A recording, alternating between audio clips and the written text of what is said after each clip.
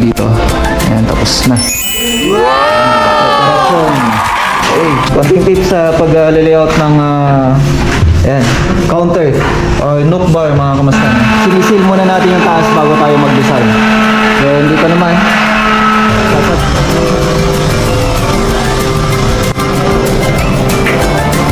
Pick it up like a tanker.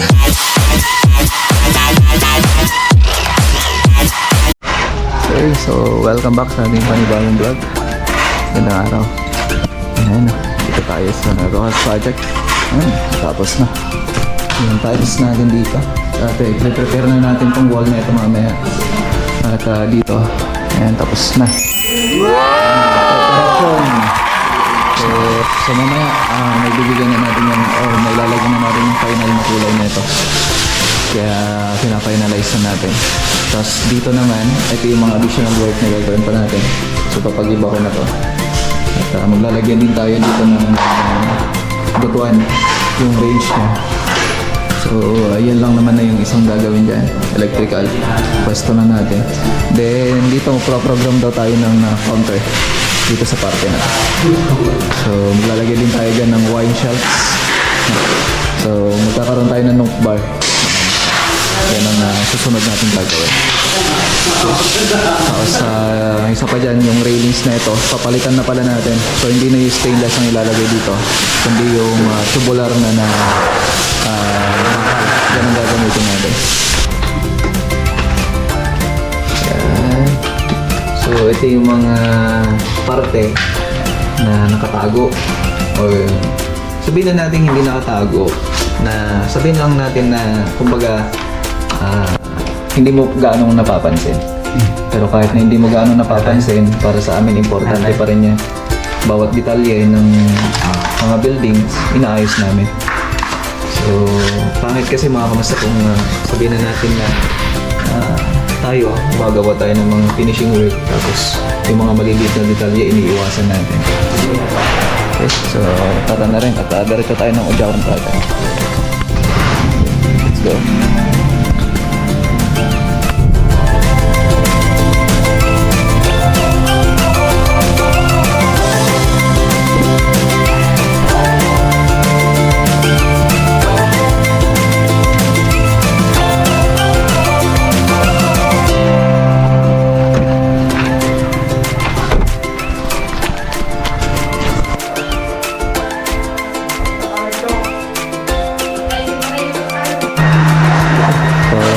Tapos na itong hallway natin. Tingnan nyo, haba. Tapos ibubutas na natin yung mga pin light niya. Dito naman, ayan, nakapag-start na tayo sa framing. Tapos, ito pa, mamamasili. Ay, papalitadaan na yung mamaya.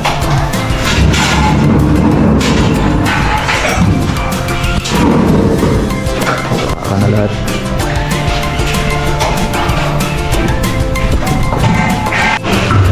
So, ayan. Yan yung ginagawa namin. Lalagay kami ng center support mga kamastan. Importante yan sa pag-install ng kusama natin.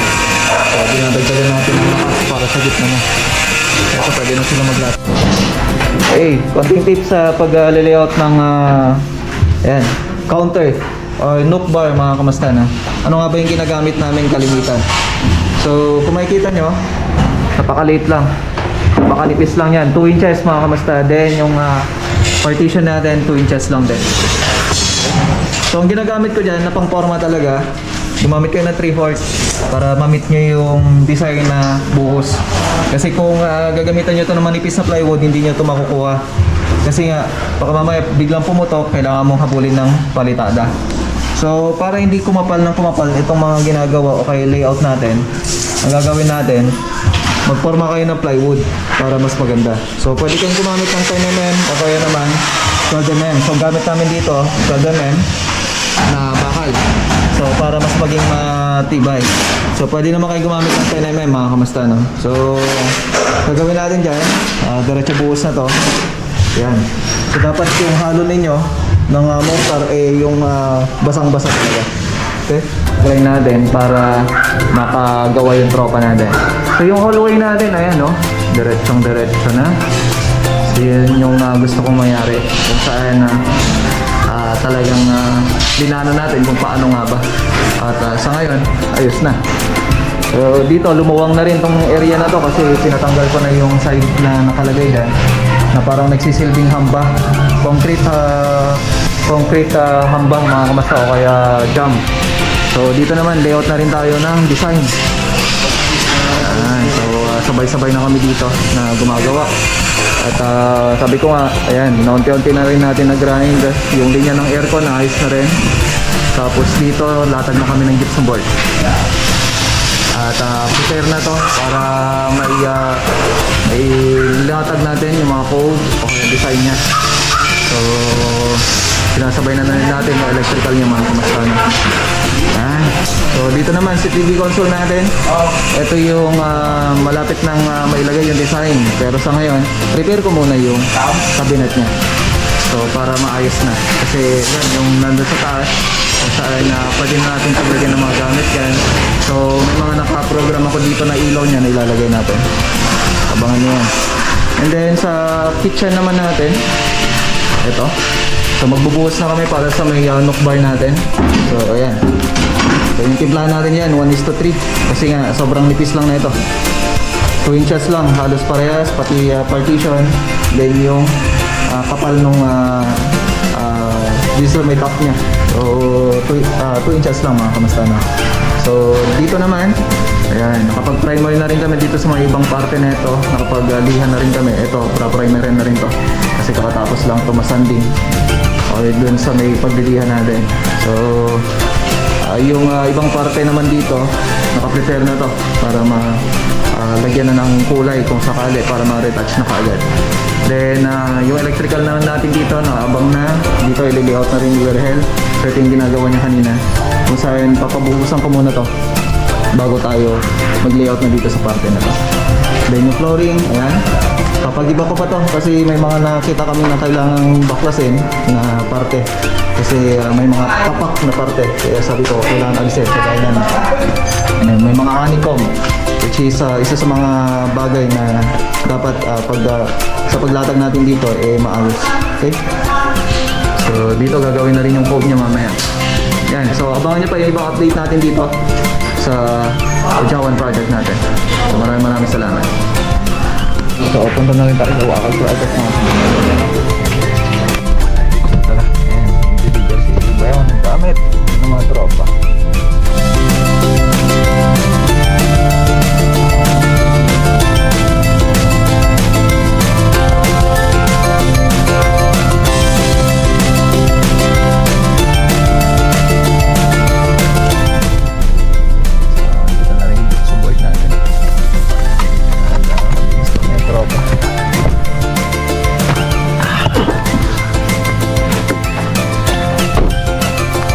Okay, so yung tiles natin dito, yung 9mm, kamusta?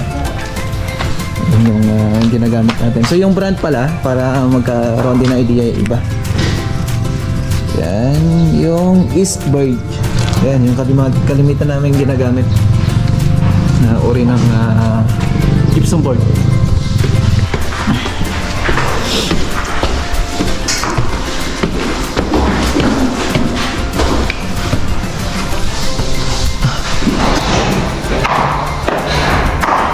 Naka-prepare na ba para makapaglatag na sila.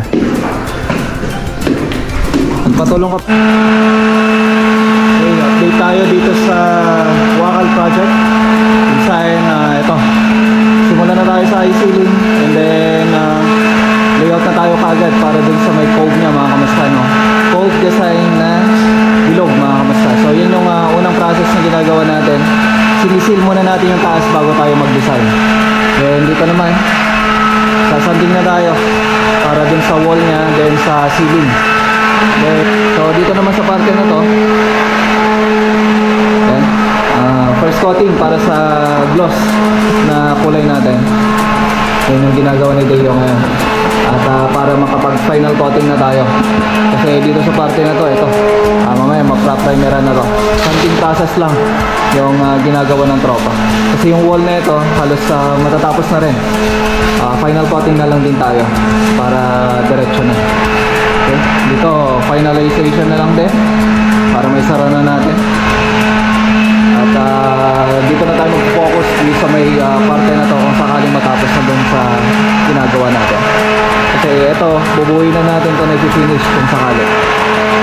Para hindi sayang yung oras ng pagpapatayo natin ng scaffolding.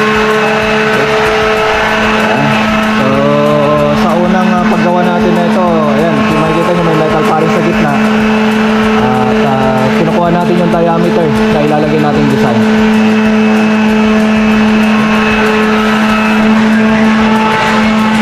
So, punta na rin tayo. At sinaglit lang natin ito at mamaya babalikan natin.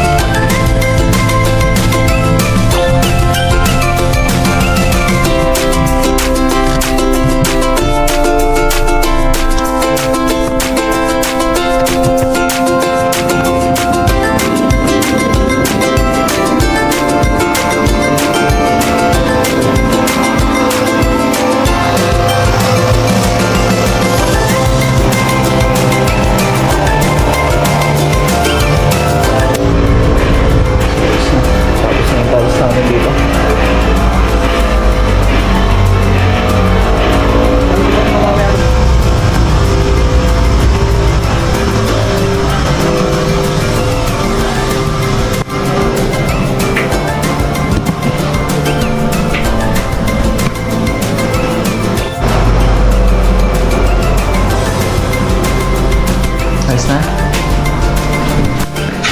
Ayan o. So ito na yung dead flat nya. Okay. So napakaganda na. Pwede na natin ilagay yung fluted na itong taas nya kung sakali. Okay. So, dito naman. Prepare na ito na i-finish natin. Okay.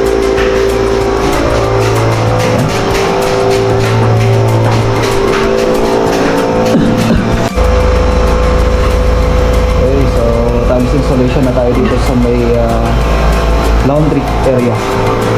Ayan. Pinaas natin dito sa parte na ito. Para yung tubig, if ever, dito lang. Tapos diretso na dun sa may floor drain natin. So, may ginagawa ng tropa ko. Kasi ito talagang sadyang nakataas lang. Ayan. So, natapos na naman isang araw mga kamastana. At yan yung mga ginagawa natin ngayon. Maraming salamat sa inyong panonood at sa pagsama sa akin sa Magapang. Ingat po kayo lahat. God bless everyone.